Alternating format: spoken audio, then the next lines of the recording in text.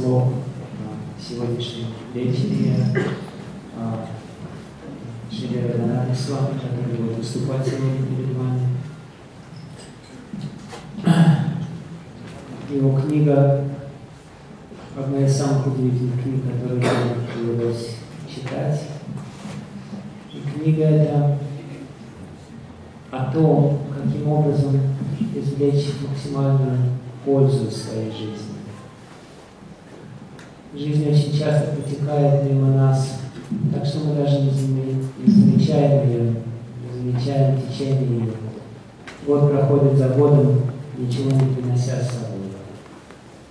В этой книге Раданатха Свами учит нас, как каждое мгновение нашей жизни может приносить бесконечную пользу. Как каждое мгновение нашей жизни может учить нас чему-то бесконечно важному. В конечном счете наша жизнь должна научить нас чему-то. Смысл человеческой жизни в том, чтобы познать истину. Эта книга о том, как юноша из предместья Чикаго отправился в поиск этой истины, в свое путешествие, которое в конце концов привело его домой. И под домом, естественно, подразумевается не физический дом. Он оставил свой уютный дом в предместье Чикаго, своих любящих родителей, свою благополучную семью, будущую карьеру, для того, чтобы найти настоящий дом, который мы все ищем. Этот настоящий дом – истина. Истина, находящаяся у нас внутри. В конечном счете, ее нужно найти именно внутри. Внешнее путешествие не так важно, но внешнее путешествие помогает нам найти эту истину, если наше сердце открыто, если каждое событие, мельчайшая деталь нашей жизни заставляет нас учиться, задумываться над тем, для чего все это происходит со мной.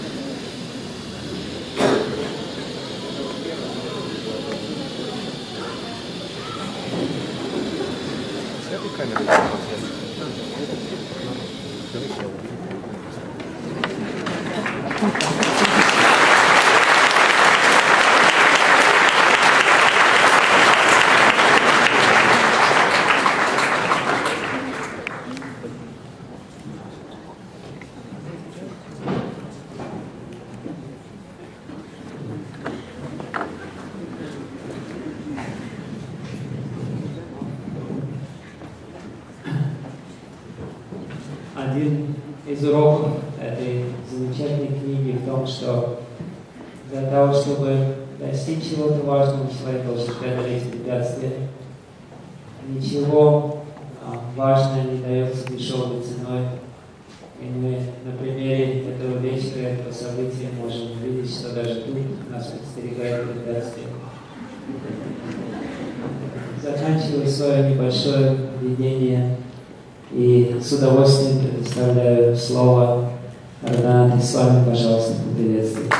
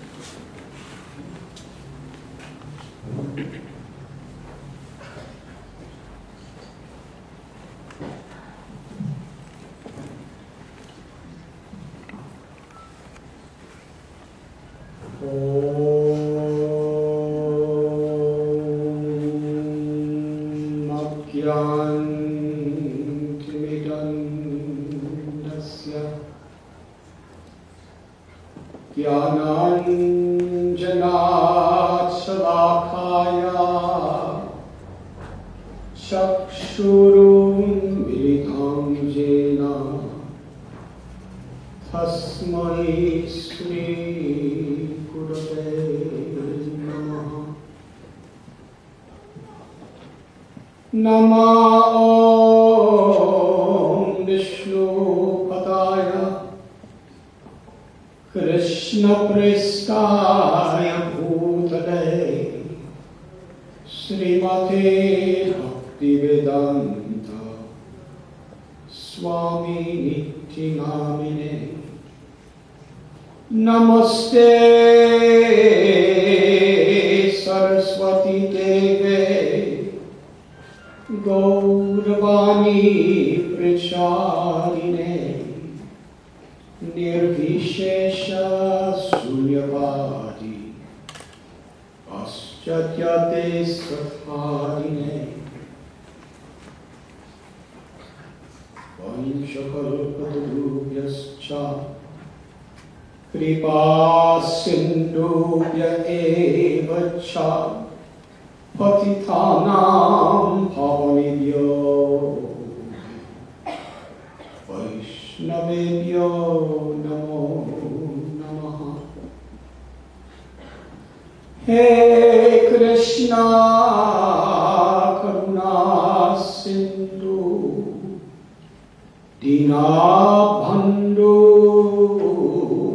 Jagatpate Gopesha Gopika Kanta Radha Kanta Namostate Tapta Kanchana Gaurangi Radhe Vrindavaneshwari Vrishabhanu Sute Devi Ranamami Hari Ranamami Hari Sri Krishna Chaitanya Prabhu Nityananda Sri Advaita Gadadhar Sri Vasati Gaur Bhakta Vrinda Hare Krishna Krishna Krishna Hare Hare Hare Rama Rama Rama Hare Hare.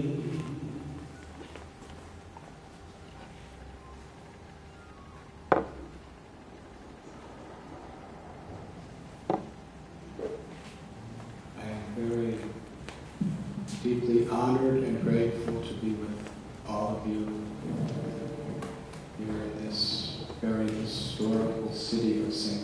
Petersburg. Я очень благодарен вам всем за эту возможность быть сегодня вечером с вами в этом замечательном историческом городе Санкт-Петербурге. I wish to thank all of you for coming and taking your very precious time to be with us this evening. Я хотел бы поблагодарить всех вас за то, что вы пришли, уделив свое драгоценное время, чтобы побыть с нами сегодня вечером. When I was a little boy growing up in America in the 1950s and 60s, Когда я был маленьким мальчиком, драставшим в Америке в 50-е и 60-е годы прошлого века, I was taught to be very afraid of Russia and Russians. Меня учили бояться русских и России. I was taught that at any moment you were going to drop bombs on our heads. Мне говорили, что в любой момент русские могут сбросить бомбы на наши головы. And we were taught that whenever you drop your bombs, we should hide under our desks in school. И нам говорили, что если русские сбросят бомбы, нужно прятаться под партами в школах. So there was this prejudice that we should be fearful to not trust people from Russia. По всей Америке распространялся этот предрассудок, что русских людей нужно бояться. But my grandmothers and grandfathers were all from Russia. Но мои дедушка, бабушка все происходили из России. And they were the nicest people I ever met. И они были самыми лучшими людьми, которых я встречал в своей жизни. So I was confused. И это меня немножко смущало.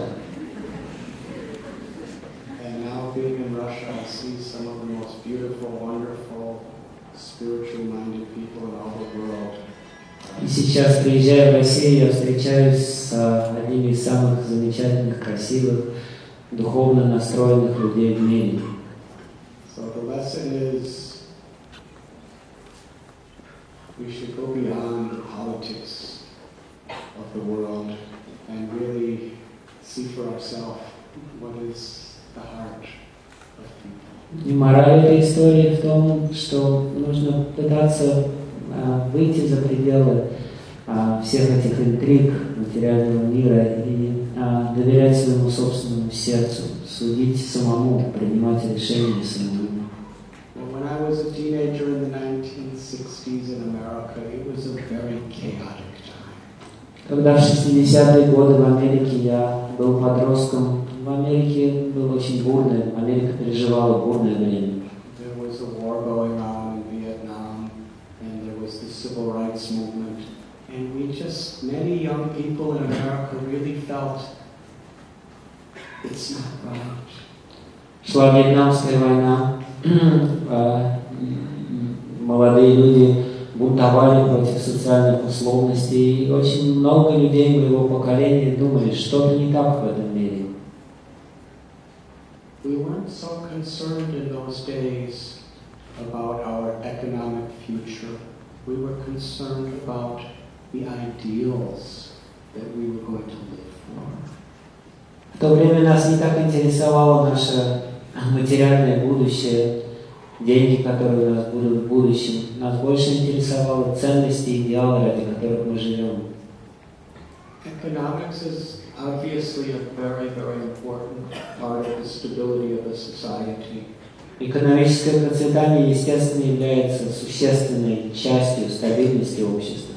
And politics are very much required for stability and protection. Политика тоже нужна для того, чтобы обеспечить стабильность и защитить людей. But all these different aspects of society, in order for it to be fulfilling, must be balanced with values. Но все эти разные аспекты нашей жизни, для того, чтобы они приносили нам удовлетворение, должны сопровождаться нашей преданностью высшим ценностям. Education gives power. Знание, образование дает силу человеку, власть. According to whose hand it's in, it can either do great good for the world or create great negativity. В зависимости от того, в чьих руках находится это знание, оно может либо принести великое благо миру, либо огромный вред. Science, technology, economic brilliance. It's like a knife. Наука, технология, экономическое развитие – все это подобно ножу. If a knife is in the hands of a thief, it will be used to kill someone. Если нож находится в руках преступника, то он использует его для того, чтобы убить кого-то. If it is in the hands of a surgeon, it will save someone's life. Но если тот же нож находится в руках хирурга, он спасет чью-то жизнь. The knife in itself is neither good nor bad. It is neutral, according to who is holding it. Нож сам по себе ни плохой, ни хороший. Он становится таковым в зависимости от того, кто пользуется им. The great need in the world today and throughout history is for people to imbibe high values. Величайшая потребность современного момента, нашего времени в том, чтобы люди возродили в своем сердце высшие ценности. And not to compromise their values due to temptation or fear. И не пытаясь идти на компромиссы, пренебрегая этими ценностями из-за каких-то соблазнов или из-за страха. Because a meaningful, fulfilling life must be based on integrity. Исполненная смысла жизнь, которая будет приносить нам удовлетворение, основана на принципе достоинства. And the deepest foundation to support integrity is in spirituality.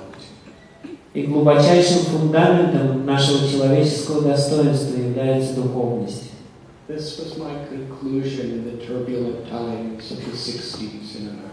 Это вывод, к которому я пришел, пройдя через бурный период 60-х годов в Америке. where there was a Cold War with Russia. В то время Америка находилась в состоянии холодной войны с Россией. Where people, due to having red skin or black skin, were condemned to live in ghettos all their lives. Люди, в зависимости от того, какого цвета у них была кожа, если она была черной или красной, они вынуждены были проводить всю свою жизнь в гетто. I understood that the real revolution that's required is an internal revolution. В тот момент я понял, что подлинная революция, переворот, который мы нуждаемся все, это революция внутри, в нашем сердце. If we cannot conquer our own envy, greed, selfish lust, anger, and arrogance, then how much can we really do good for the world? Если мы не можем победить внутри себя вожделение, гнев, жадность, высокомерие, злобу или зависть, то какое благо мы реально сможем принести миру? So I wanted to leave America to see how other people from other places view life and God and me. Мне захотелось уехать из Америки для того, чтобы понять, каким образом люди в других странах, в других местах относятся к жизни, как они видят и понимают Бога, и как они относятся ко мне. I went with two friends. One was Gary, and one was Frank. Я отправился в свое путешествие с двумя друзьями. Одного звали Герри, другого Фрэнк. Gary's grandparents are also from Russia. Предки Герри тоже из России. Frank's grandparents were from Italy. Предки Фрэнка были из Италии.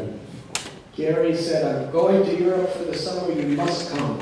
Герри сказал мне, я отправляюсь в Европу на летние каникулы, ты должен сопровождать меня. I said, "I have no money." Я сказал, у меня нет денег. Gary said, "I don't either." Герри сказал, у меня тоже нет денег. Frank is going to pay for both of us. Но Фрэнк заплатит за нас обоих. So I was convinced by this philosophy. Эта философия полностью меня убедила. We took a flight of $65 to Iceland and then to Luxembourg. Мы купили билет за $65, долетели до Исландии, оттуда переправились в Люксембург. We slept the first night, three of us in a one-person tent. Мы провели первую ночь в одноместной палатке втроем. And Frank was robbed. Фрэнка ограбили в ту ночь. So that he had all the money. И у него были все деньги на нас троих. He said, "Impossible, we must go home." So he left, but Gary and I stayed. Он сказал, все, наше путешествие на этом закончилось, мы возвращаемся домой. И он уехал домой, но Герри и я остались в Европе. So we were forced to really live with the local people and really depend on God. Таким образом, мы отдались на милость людям, с которыми мы жили, местным людям, и на милость Бога. We would hitchhike, and whoever picked us up, we would go with them wherever they went. Мы путешествовали автостопом, и мы решили, что мы поедем туда, куда едет машина, которая останавливается. After some time, we were on this British island. В какой-то момент мы оказались на британском острове в Англии. And on that island was the biggest rock and roll festival in history. И в Британии тогда проводился самый большой в истории фестиваль рок-н-ролла. It was called the Isle of Wight. Это называлось остров, Белый остров.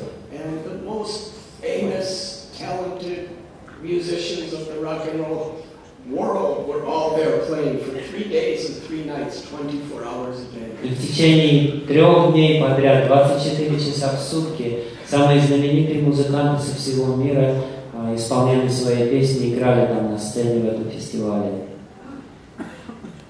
Maybe you were not expecting to hear a Swami speak about rock and roll concerts. Может быть, многие из вас не ожидают, что с вами будет рассказывать про концерты рок-н-ролла. But there's a meaning at the end. Но в конце вас ожидает вдохновляет мораль. And there was over 500,000 people there. Послушать их собралось где-то 500 000 человек. And the music was so loud. Музыка была такой громкой. It was shaking the mountains and stirring the oceans and moving the clouds. That's what it seemed like. Что казалось, будто бы сотрясаются горы, начинают вздыматься океаны и движутся облака из-за этой музыки. But there was this silent voice in my heart. Но внутри в моем сердце звучал тихий голос. That was louder than all the music.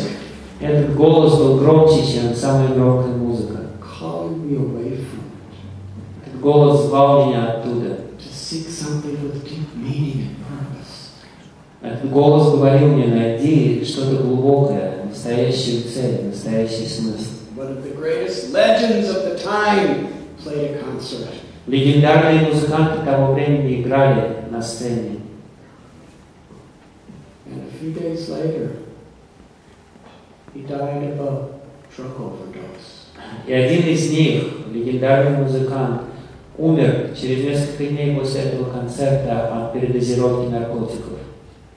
And I remember thinking at the time, this man, his name is Jimi Hendrix. И я помню, этого человека звали Джимми Хендрикс. Я помню, что я думал тогда. Just about 10 meters away when he played his last concert. Я был где-то в 10 метрах от него, от сцены, и видел его, когда он играл свой последний концерт. He had millions of dollars. У него были миллионы долларов. He had extraordinary fame. У него была необычайная слава. He was young. Он был молодой, Only 27 years old. 27 лет. He had beautiful women around him at all times. Его постоянно окружали самые красивые женщины. Exceptionally talented. Он был необычайно талантлив. But he was miserable. Но при этом он страдал внутри. He had everything everyone could want, yet he was overdosing on drugs. У него было все, что можно только мечтать, но при этом он принимал наркотики и принял передозировку. It had an impact in my life. Это очень сильно повлияло на меня. What is this generation of mine? These are our heroes, but what are they really giving us? Это были герои нашего поколения, но я подумал, к чему они призывают нас, куда они ведут нас. I said a prayer for him. Я стал молиться за него. But I understood there's something beyond all this that I have to find in my life. Но при этом я понял, что в своей жизни я должен найти нечто гораздо более глубокое. After that, I would spend most of my times going to cathedrals and monasteries and synagogues. После этого я проводил большую часть своей жизни в соборах, монастырях, синагогах. I was going to museums to study art, to try to get spiritual meaning from it. Я ходил по разным музеям для того, чтобы извлечь духовные уроки из произведений искусства. But mostly I would go to natural scenery, to the banks of rivers, or to mountains and forests, to meditate and pray. Но чаще всего я отправлялся на природу, чтобы на берегу реки, в лесу или в горах медитировать и молиться. And eventually, on another island of Greece called Crete, while meditating and praying on a mountaintop, I heard a voice.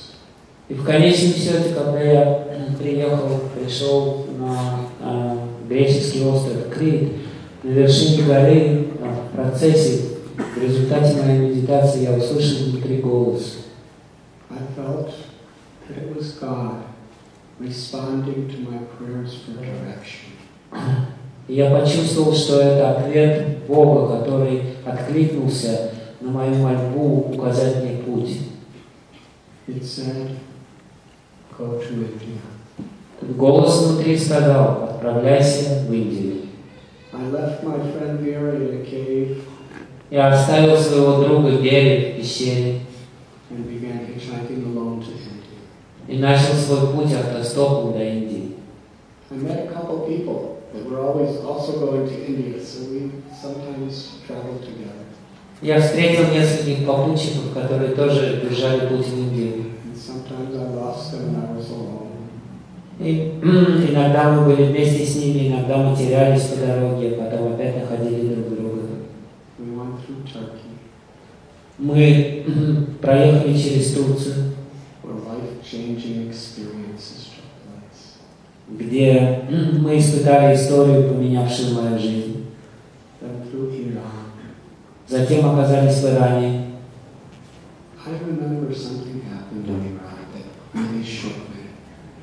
В Иране произошла одна история, которая потрясла меня. As we were hitchhiking, a bus that was carrying merchandise to Tehran picked us up to give us a free ride. Пока мы голосовали на дороге в Иране, остановился автобус, который вез какие-то грузы в Тегеран, и водитель этого автобуса позволил нам бесплатно проехаться вместе. I remember some of the most beautiful people in the world I met in Iran. В Иране мне встречались одни из самых прекрасных людей в мире. But one day, the bus was stopped, and there was a group of little children, about 7, 8 years old, just standing, looking at us in the bus, because we looked really strange to them. Я помню, однажды автобус остановился, и автобус окружила толпа 7-летних, 8-летних ребятишек, которые смотрели на нас, мы смотрели на них, и мы выглядели в высшей степени странно.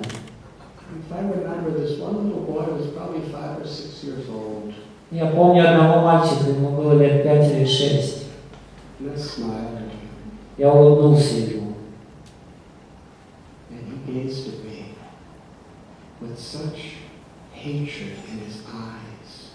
И он ответил мне взглядом, исполненным ненависти.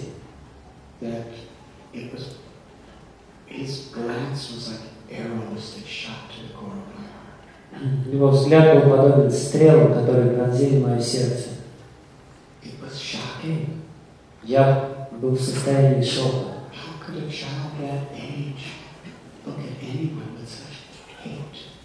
Я был потрясен, что ребенок в таком возрасте может смотреть на кого-то с такой ненавистью.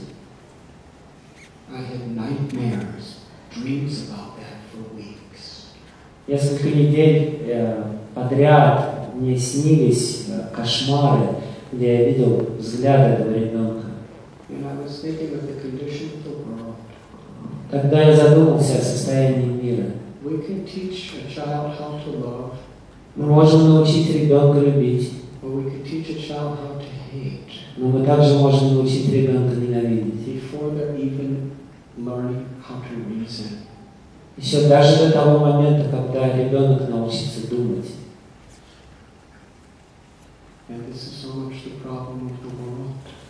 И, увы, это проблема нашего мира.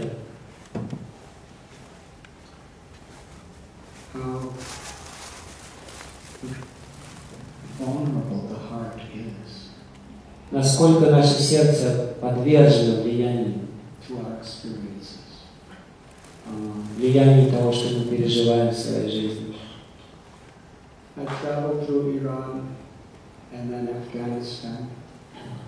Я прошел через весь Иран, потом Афганистан.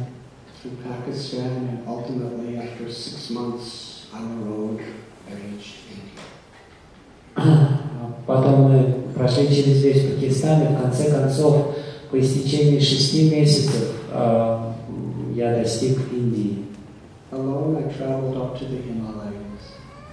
И в Индии я отправился к Гималаю.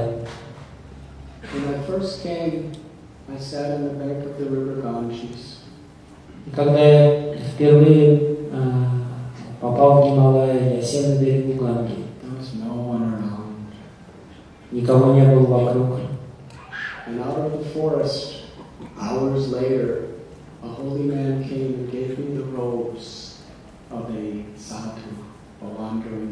Несколько часов спустя, после того, как я в одиночестве сидел на берегу Ганги, из леса вдруг вышел незнакомый человек, саду, И он протянул мне одежду, саду святого странника, нищего странника.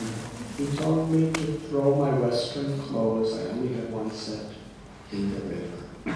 Он сказал мне, выбрось свою западную одежду в реку. У меня был только один комплект одежды. He walked away and I never saw him again. Он отвернулся и ушел дальше, и я больше никогда в жизни его не видел. I made my residence in a cave in the jungle. Я поселился в пещере в джунглях. And every day I sat on a rock, which is in the current of the Ganga, surrounded by water, and meditated and prayed from sunrise to sunset. И каждый день я сидел на камне посреди Ганги и медитировал с восхода и до заката. My only food was I drank a lot of water right out of the river. Моей единственной пищей была вода Ганги, которая пила прямо из реки. And at twilight, on my way back to the cave, one little sabji wala, vegetable seller, would give me a little carrot to eat. И на закате, когда я возвращался в свою пещеру, одна добрая женщина, торговавшая овощами, давала мне одну морковку. I had the most incredible blessings of such wisdom and knowledge that were given to me just sitting on that rock alone. И в эти часы, проведенные на камне, дали мне невероятную мудрость и невероятное знание, просто из-за того, что я сидел и наблюдал за течением Ганги. There's so much to learn everywhere if we just are open to hear. Если мы открыты к тому, чтобы учиться, мы можем научиться очень многому в каждом мгновении нашей жизни. I remember going back to my cave, there was a banyan tree close by. Я помню, что по дороге в свою пещеру я проходил мимо баньянового дерева. Huge tree. Гигантское дерево. And I saw a little banyan seed. И я наблюдал, какие маленькие семечки у баньяна. And I was thinking, how incredible. There's an entire banyan tree in this seed. И я поражался, что это гигантское баньяновое дерево находится упаковано в крохотном семечке. And unlimited seeds on that banyan tree that's in this seed. И в этом одном маленьком семечке есть не только баньяновое дерево, но бесконечные семена баньяновых деревьев. What an incredible miracle. Что за чудо! While living in the Himalayas, I saw people perform many different kinds of miracles. Пока я жил в Гималаях, я видел, как люди делают всевозможные чудеса. Supernatural feats of creating things, reading minds. Сверхъестественные вещи, когда люди создавали из ничего что-то. Raising their body off the ground. Когда они поднимались над землей, левитировали. Living off the nutrients of air. Когда люди жили только на одном воздухе и не питались ничем другим.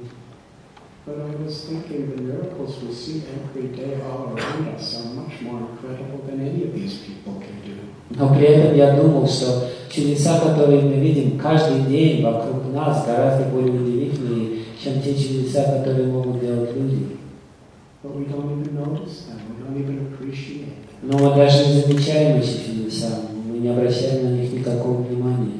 I remember looking up at a cloud, how one cloud can hold so much water it can completely flood a city. Я помню, как однажды смотрел на облако и поражался, как в одном облаке может быть такое количество воды, что оно может затопить целый город. Yet with all that water, the clouds floated in the air. Но, неся в себе всю эту воду, облако спокойно путешествует по воздуху. And every person we see, what a miracle. Каждый человек, которого мы видим, что за чудо каждый человек представляет собой. A mother and father come together, they don't have an engineering plan. Когда мать и отец сходятся вместе, у них нет какого-то, они не делают чертеж будущего ребенка. Little tiny seed that you can't even see is transferred from the male to the female, and the seed just by some transcendental grace, that seed starts developing hands and feet and eyes and brains and hearts and lungs and kidneys. Крохотное семя, которое невозможно даже увидеть, переходит из тела мужчины в тело женщины, и в результате из этого маленького семени появляется ребенок, у которого вырастают руки, у которого вырастают ноги, голова, печенка, печень и все остальное, почки.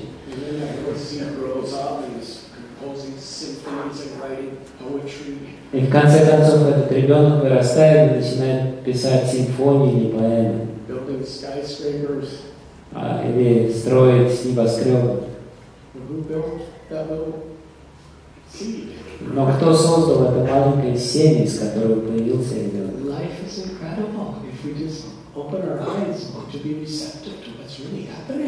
Жизнь становится невероятной, если мы открываем свое сердце навстречу чудесам.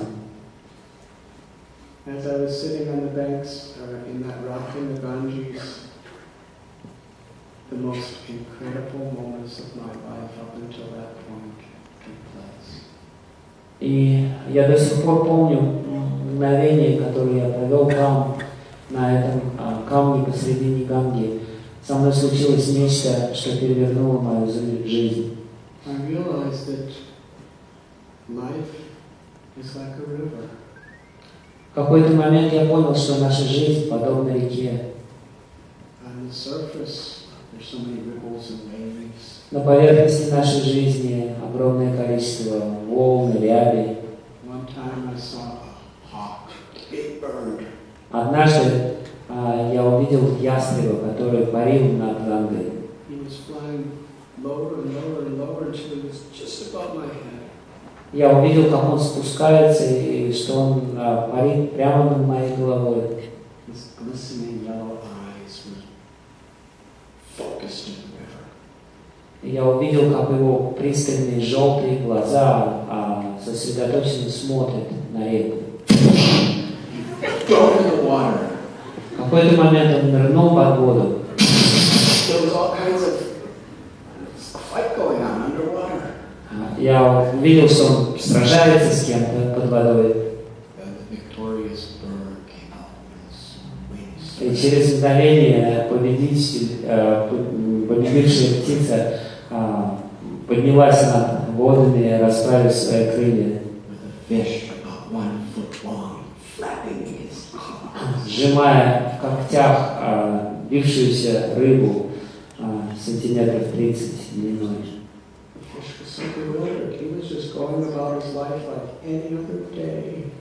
Рыба была настолько сбита с толку, она жила обычной жизнью, был обычный день ее жизни.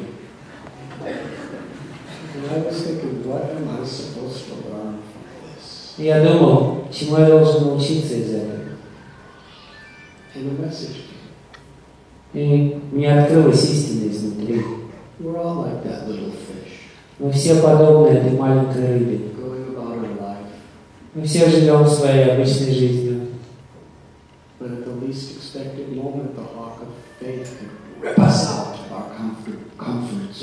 Но в самый неожиданный момент ястреб нашей судьбы может вырвать нас из зоны комфорта.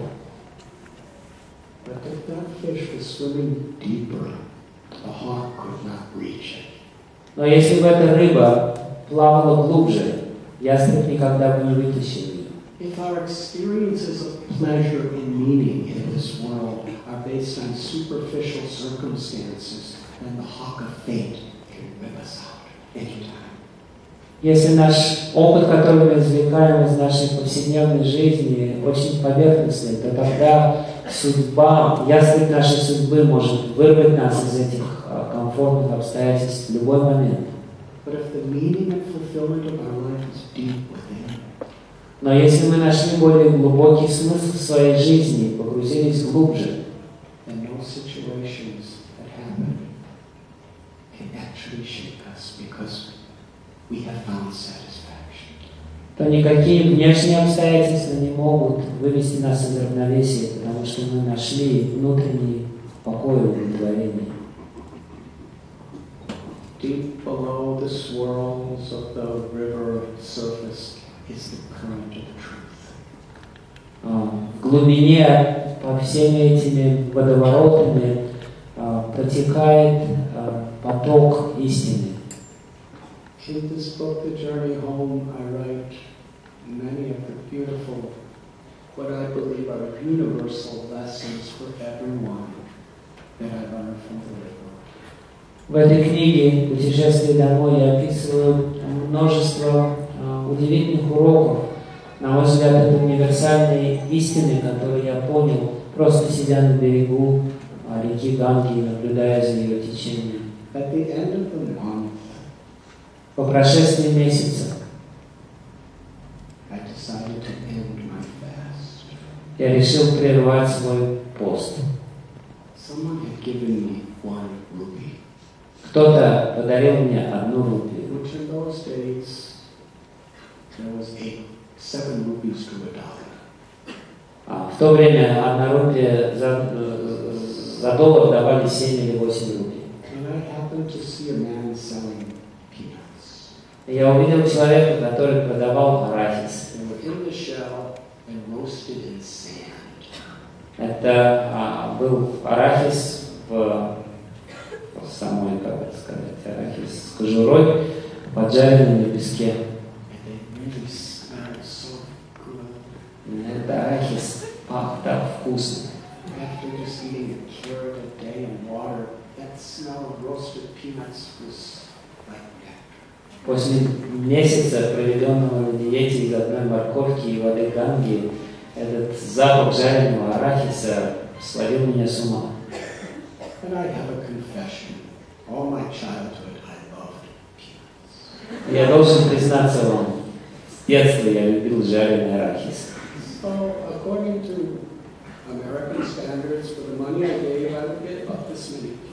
По американским стандартам мне бы дали маленький пакетик арахиса. But when he saw 1 rupee, he got all these newspapers and somehow or other patched them together and made a bag this big. Но когда он увидел целую рупию, он начал лихорадочно собирать все куски газет, которые у него были, и сделал огромный мешок из газет. Он наполнил его несколькими килограммами жареного арахиса. Я был так счастлив. Мой желудок танцевал. Мой язык торжествовал. Но к тому времени я уже знал, что саду не должны есть на людях.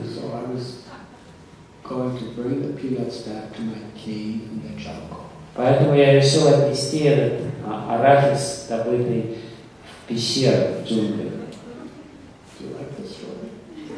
Интересно, что было дальше.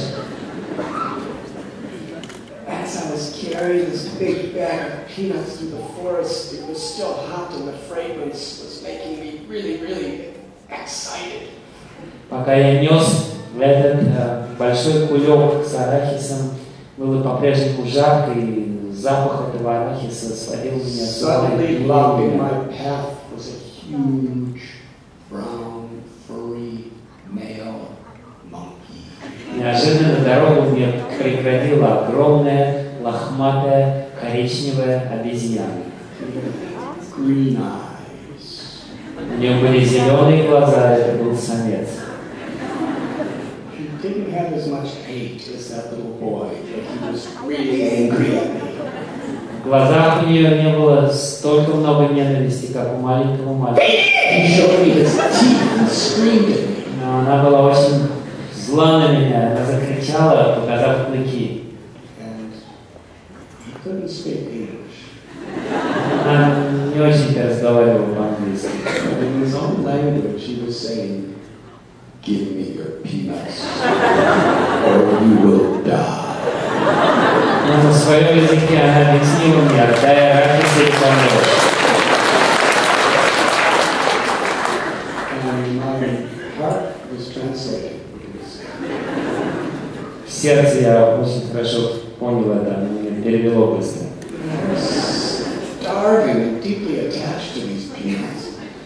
Я голодал, я уже был очень сильно привязан к арахису. It was like a customs agent. Он был похож на таможенника. Suddenly, with another scream, he leapt. He jumped right into me.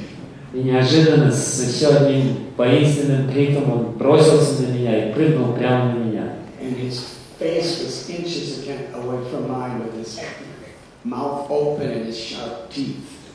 Его лицо, ее лицо оказалось, его морда оказалась в нескольких сантиметрах от моего лица, и я увидел ее клыки. Smelled his breath. Я почувствовал запах изо рта. And I thought he was going to bite my nose off.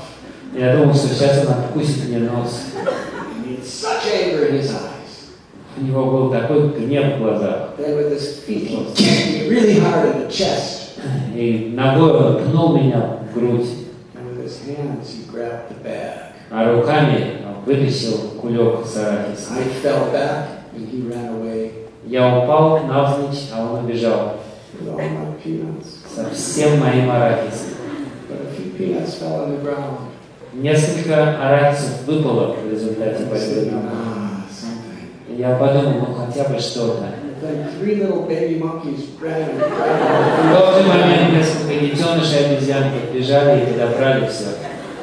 I was left with not a single nut. У меня не осталось даже ни одного арахисового ореха. As my stomach was growling, И желудок мой застонал внутри.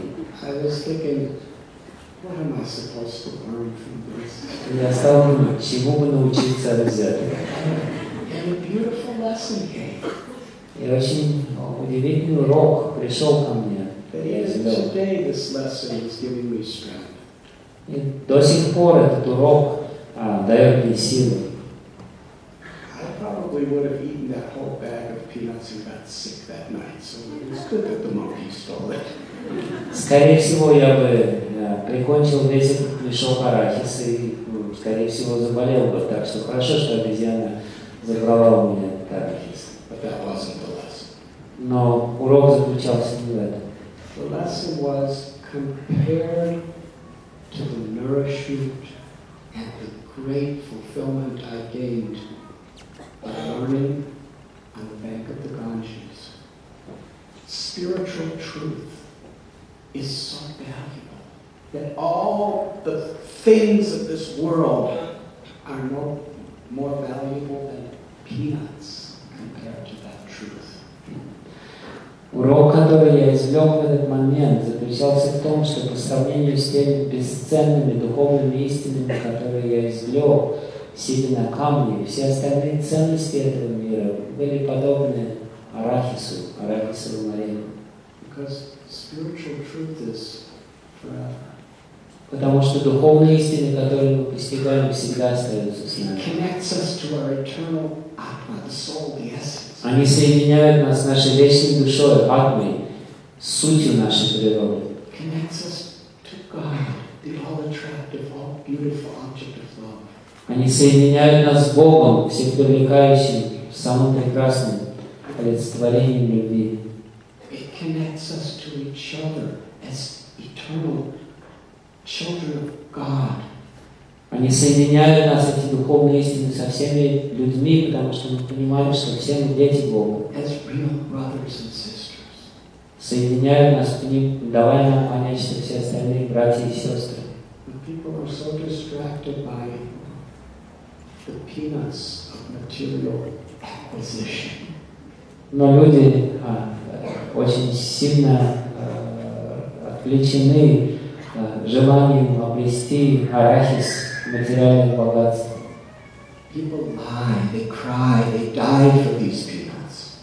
Люди плачут, умирают, стремятся, чтобы обрести эти жалкие арахисовые орехи. But we forget that the monkey of another person's greed or the monkey of time that comes in the form of death is going to eventually steal away all of our precious pants. Но мы забываем о том, что обезьяна жадности другого человека или обезьяна времени рано или поздно украдет все наши арахисовые орехи, накопленные нами.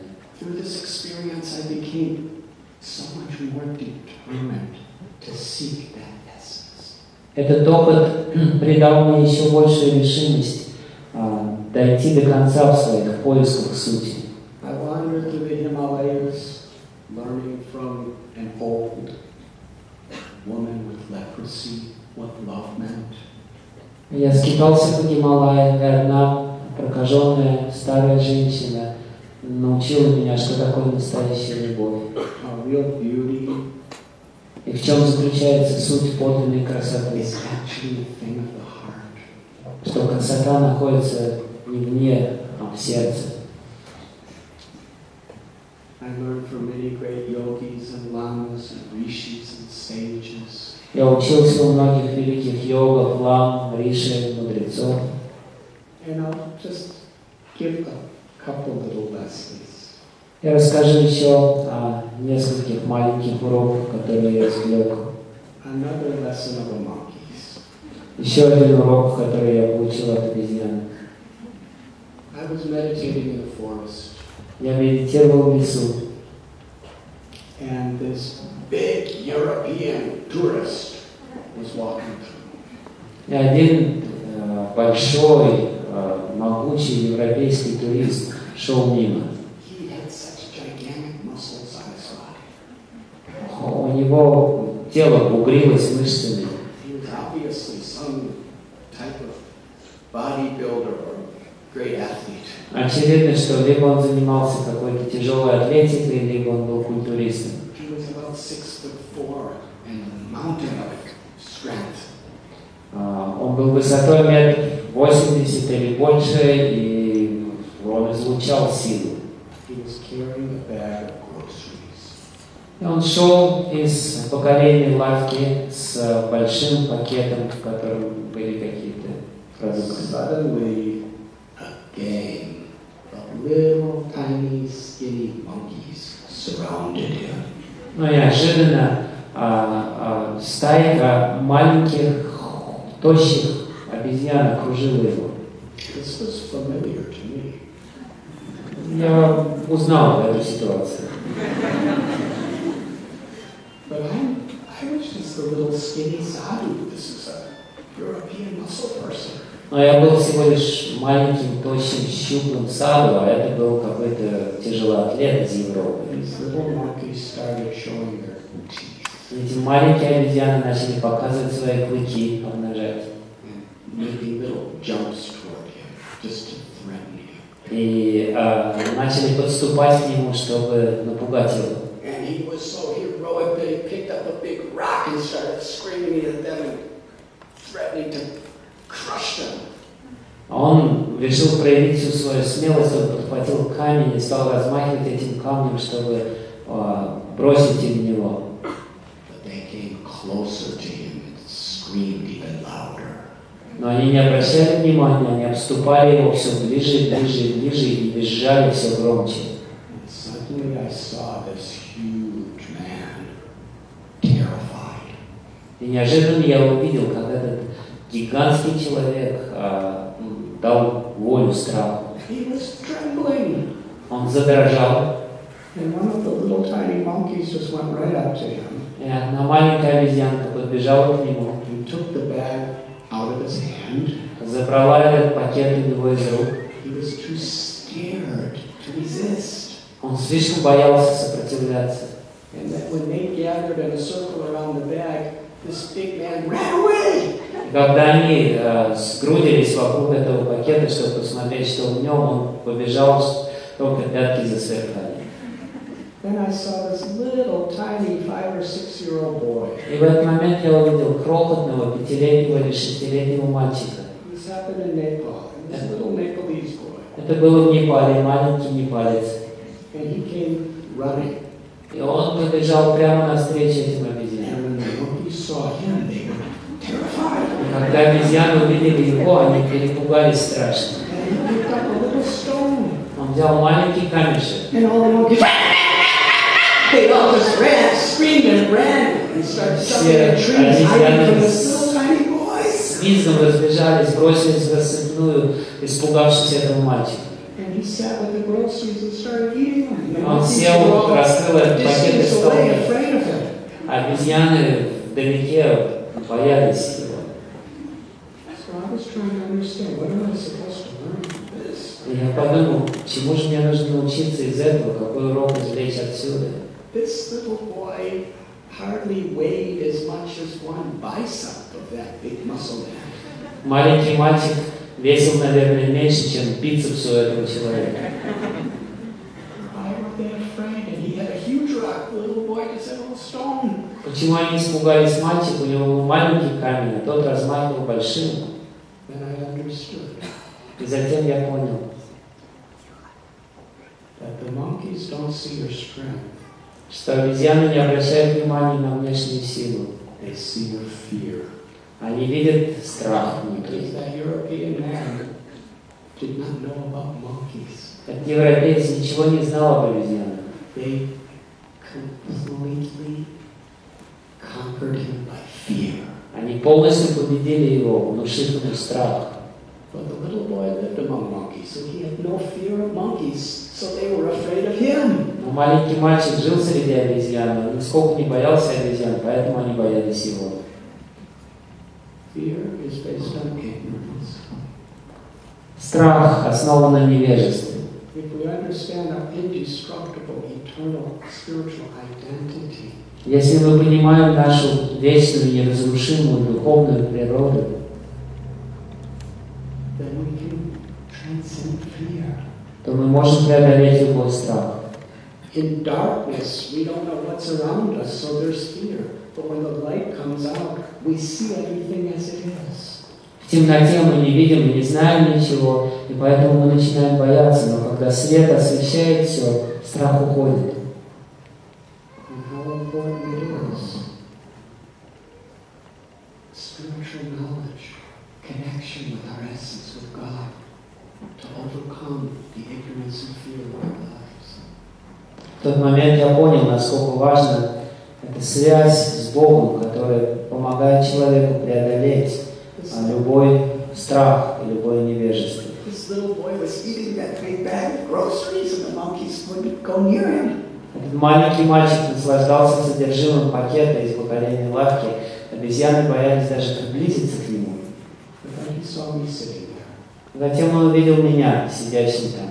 And he came up and gave me a banana. Он подошел ко мне и протянул мне I банан. saw all the monkeys getting really excited about this. И я увидел, как возбудились обезьяны, в какой восторг они пришли от этого. So I told the little boy, he didn't speak English, I didn't speak Vietnamese, but I said, no. Я сказал этому маленькому мальчику, спасибо, не надо, хотя он не понимал по-английски.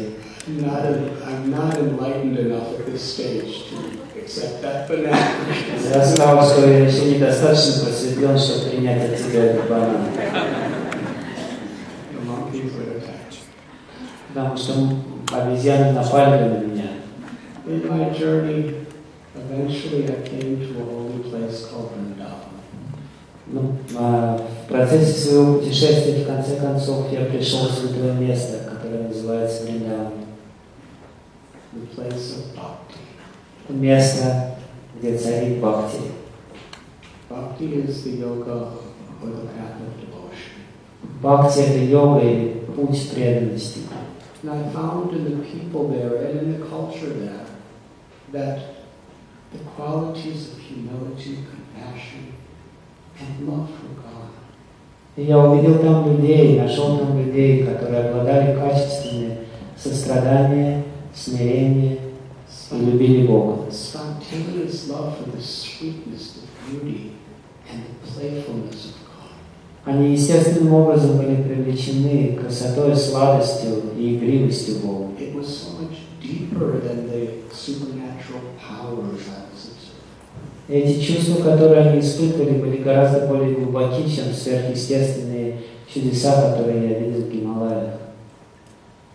Many transforming experiences happened. Там в Вриндаване со мной произошло множество историй, которые перевернули мою жизнь. One night I was in a mountain in a forest.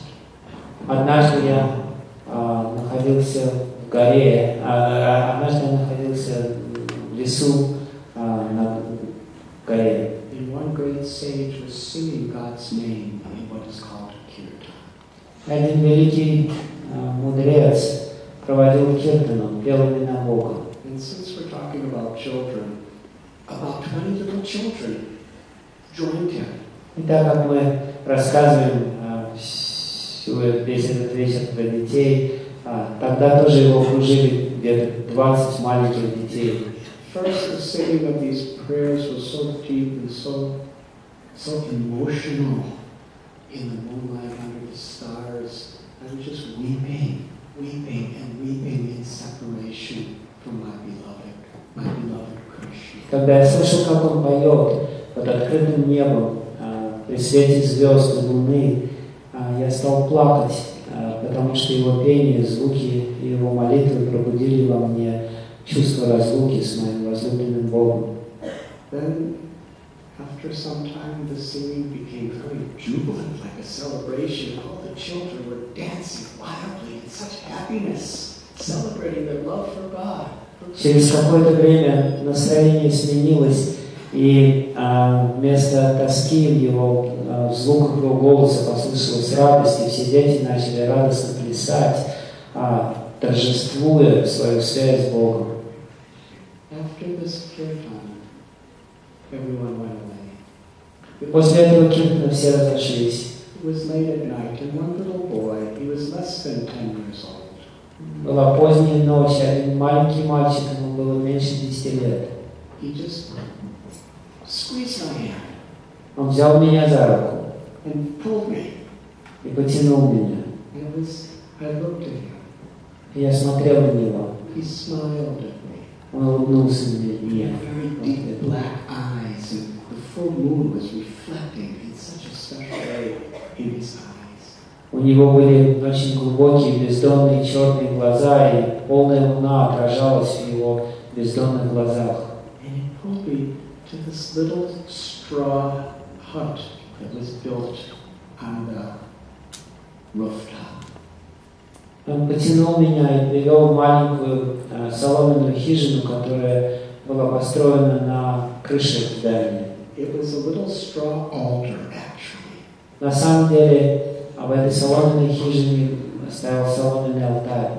And there was a poster of Krishna sitting on a stone with his arm around a little calf. И в середине этого алтаря стояла картинка Кришны, который сидел на камне и держал за шею маленького теленка. Маленькая примитивная картинка. And I think him and his little children friend, they made that out of hay, that little altar. И похоже, что эту соломенную хижину и соломенный алтарь сделали сами дети. And then the boy looked at me. He looked at me, the boy. Мальчик посмотрел на меня. And he spoke with such absolute certainty. И он произнес фразу с такой твердой, непоколебимой убежденностью. I had hardly ever heard such certainty in my life. Я практически ни от кого не слышал слов, проникнутых такой убежденностью. In his simple, innocent, high voice, he said, "This is my God." Своим простым, мальчишеским голосом он произнес: «Это мой Бог». This is my God. «Это мой Бог», сказал он. And then he smiled Затем он улыбнулся, and let go of my hand отпустил мою руку and ran away to play with his friends. и убежал играть со своими друзьями. And I was just standing there in the moonlight. Я остался стоять там при свете луны. I was thinking, this child has such deep faith. Я подумал, этот младенец, этот ребенок имеет такую глубокую веру. Not a sectarian, fanatical faith.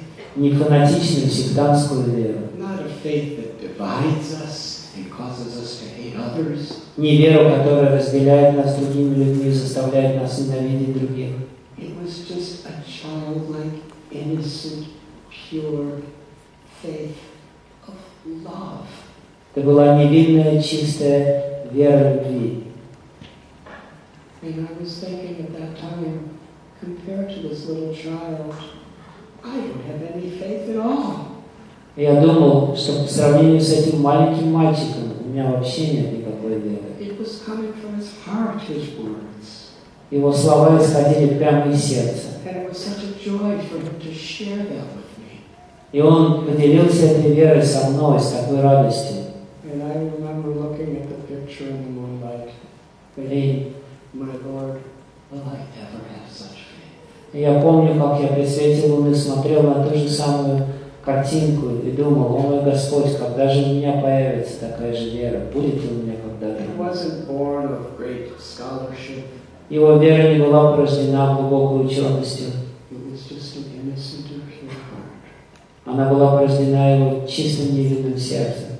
And I met some of the greatest scholars there in Vrindavan. И там же во Вриндаване я встречался с величайшими знатоками Писаний, Powerful sages могущественными мудрецами, who had that same simple, innocent, childlike faith. у которых была та же самая простая, детская, чистая, невинная вера. That's what I wanted. И это то, чего я хотел, то, чего я искал. That I understood was the real essence of life. И я понял, что именно в этом состоит смысл и суть жизни. Spontaneous love. Спонтанная любовь. At one time, just before I was in Vrindavan, I was in Mumbai. Незадолго до этого, до того, как я пришел в Вриндаван, я был в Бомбее. I was walking down a street, didn't know where I was going, Я шел, куда глаза глядят по улице. and I saw a big sign И я увидел огромный плакат, advertising a spiritual festival. который рекламировал духовный фестиваль. It was in a park, Это было в парке. and in the evening the guru was going to speak. И тем вечером один гуру должен был говорить в этом A massive шатре. crowd. I was told approximately 30,000 people. Гигантская толпа, мне сказали, что где-то 30 тысяч человек пришло туда. And I was very shy. И я был очень стеснительным. So I was way in the back. Поэтому я сел сзади. I could hardly see the stage. Я почти что не видел сцену. And there were people chanting mantras, and then the guru came. Люди пели мантры, и в конце концов пришел гуру. He looked so majestic with wisdom and knowledge. Он выглядел таким величественным, исполненным мудрости и знаний. And so humble and simple. Одновременно с этим он излучал смирение и простоту. I wanted to be closer, but I was so far back. Я хотел находиться рядом с ним, но я был очень далеко от него.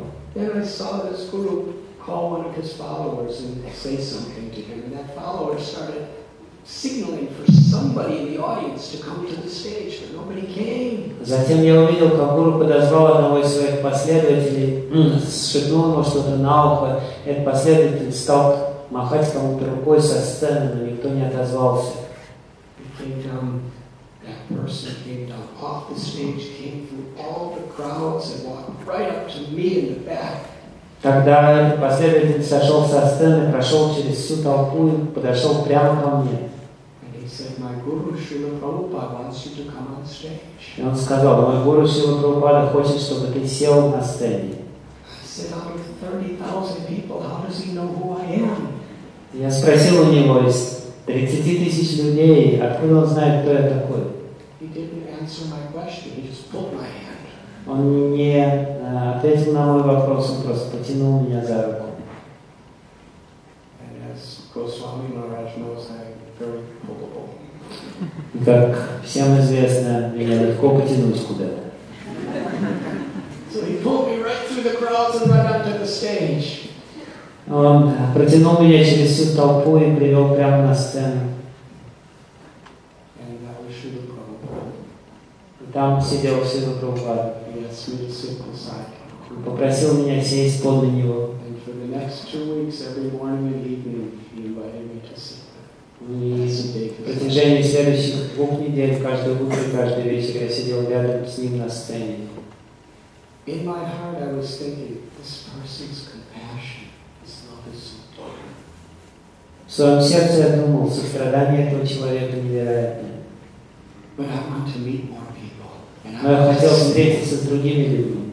So I left and went back to the Himalayas. Поэтому я ушел оттуда и вернулся к Гималаю. But then while living in this enchanting forest of Vrindavan, sleeping on the bank of the river Yamuna, Но потом, когда я в конце концов оказался в этом чарующем лесу Вриндавана на берегу реки Ямуны, I had accepted there the path of devotion of bhakti as my path.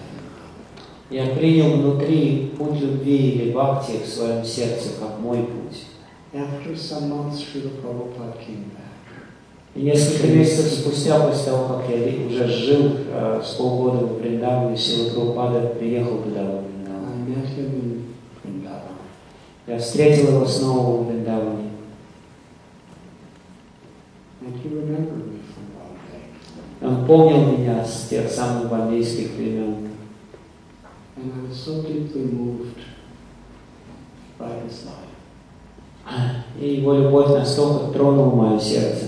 and by his words. Его слова проникли глубоко в него. I remember his followers were telling me, Prabhupada's only going to be here with us. It was just about 20 or 30 of them. They were traveling with him. They said, we're leaving in 1 week. You should come with us.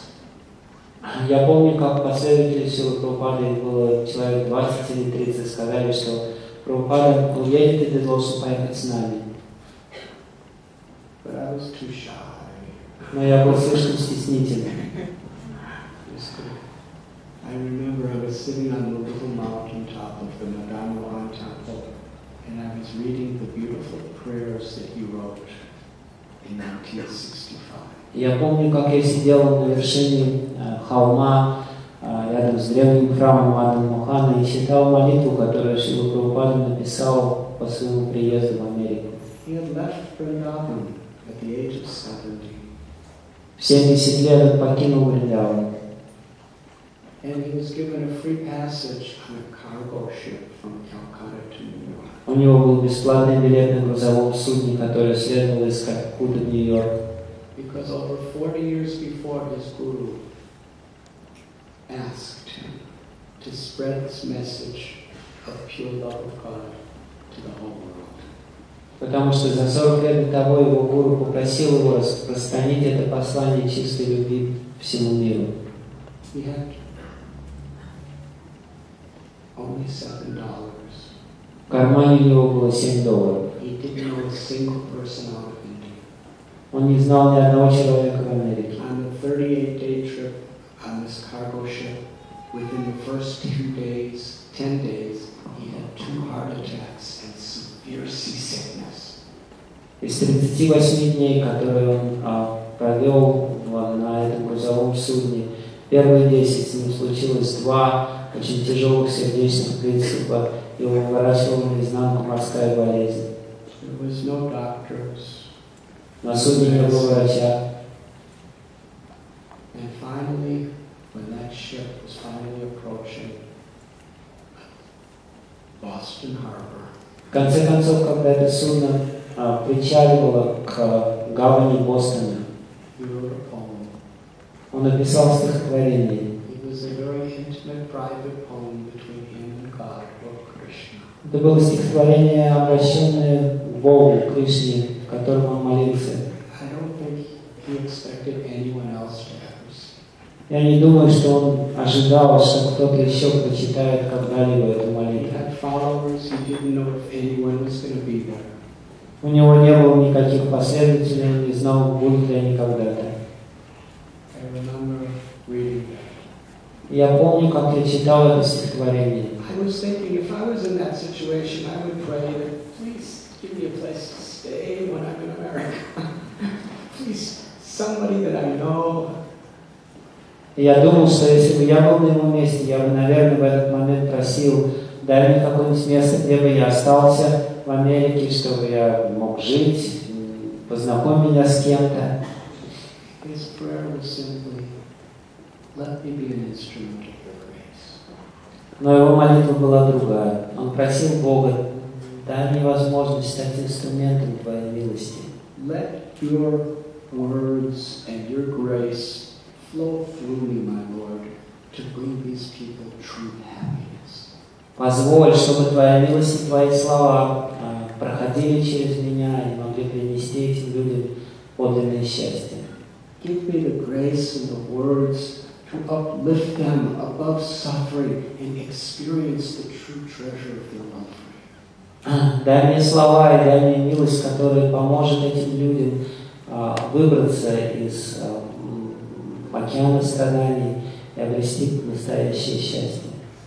In my study of Judaism and Christianity and Islam, in my study of Buddhism, in my study of the various different sectors of Hinduism, I find that this prayer is the universal essence of love, compassion for the all beautiful Lord.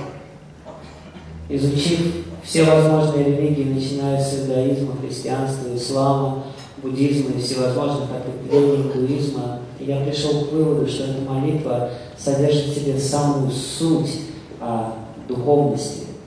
We pray, please, my Lord, make me a puppet and make me dance as you want me to dance. Он молил Бога, мой Господь, пожалуйста, сделай меня марионеткой в Твоих руках, заставь меня танцевать, как Ты хочешь, чтобы я танцевал.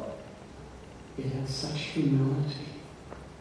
Эти молитвы были проникнуты таким смирением, Such love. такой любовью. And in my time with him, I saw that he lived, he breathed, his heart beat with this compassion. И я видел своими глазами, что он жил, дышал, что сердце его билось в унисон с этим состраданием. And he was teaching that this love, this compassion is in everyone's heart. И он учил, что эта любовь и это сострадание живут в сердце каждого живого существа. It simply has to be awakened. И нам нужно просто пробудить эту любовь в себе. He taught this very, very ancient process of awakening this love that I saw following by millions of people who follow Bhakti.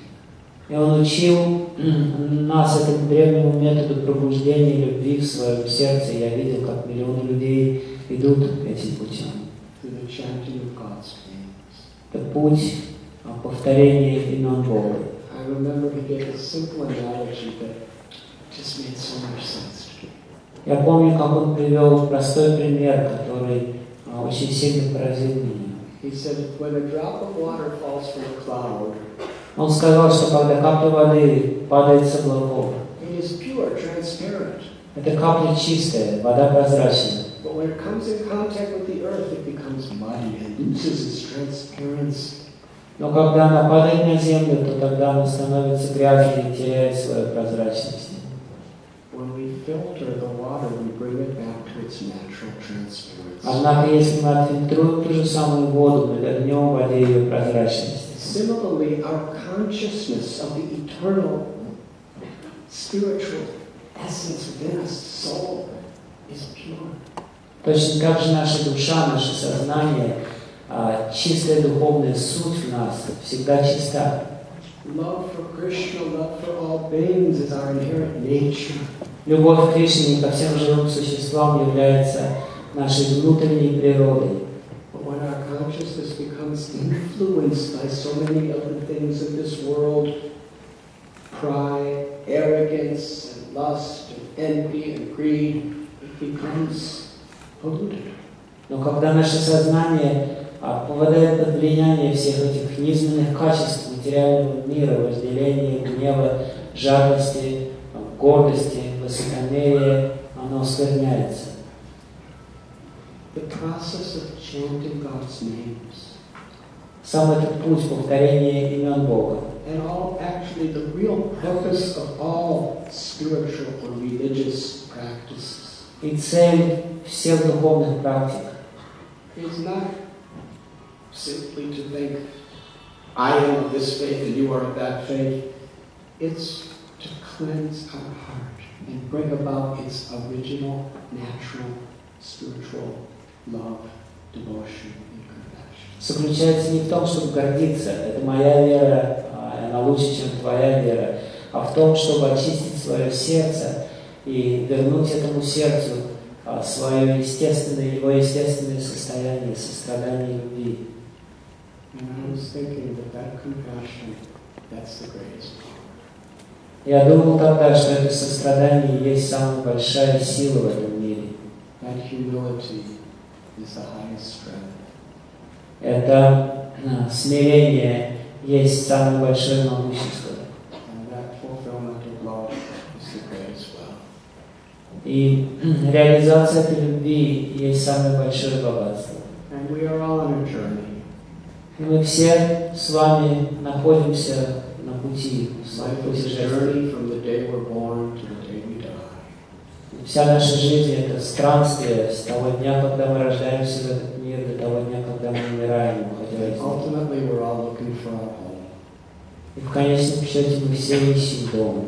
A place where there's true love, where there's real family, and where there's real comfort. That's true home. Место, где нас все любят, и мы любим всех, где нет никаких ссор, и где мы чувствуем счастье. Это и есть наш дом. And it's within all of us. Этот дом находится внутри каждого из нас. And when we discover that home, И когда мы находим этот дом, when we come to that journey, то тогда наше путешествие успешно. then the greatest joy of life is to share it. И самая большая радость в жизни поделиться этим открытием. And I'm so grateful that you allowed me to share. И я очень благодарен всем вам за то, что вы позволили мне поделиться этим. Little stories Поделиться с вами этими маленькими историями. with all of you this evening. Сегодня вечером с вами всеми. Thank you very much. Спасибо большое.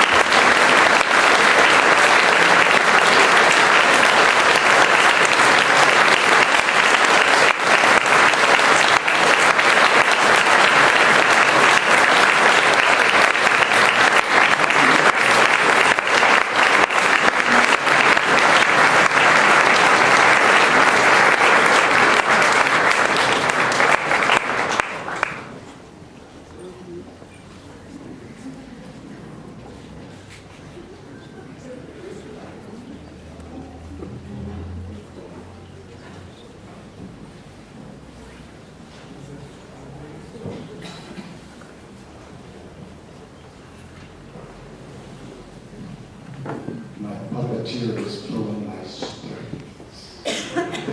Меня тянут за ниточки. It really is an honor and joy to be with all of you. Я очень благодарен вам всем. Я очень счастлив. Thank you so much. Спасибо большое.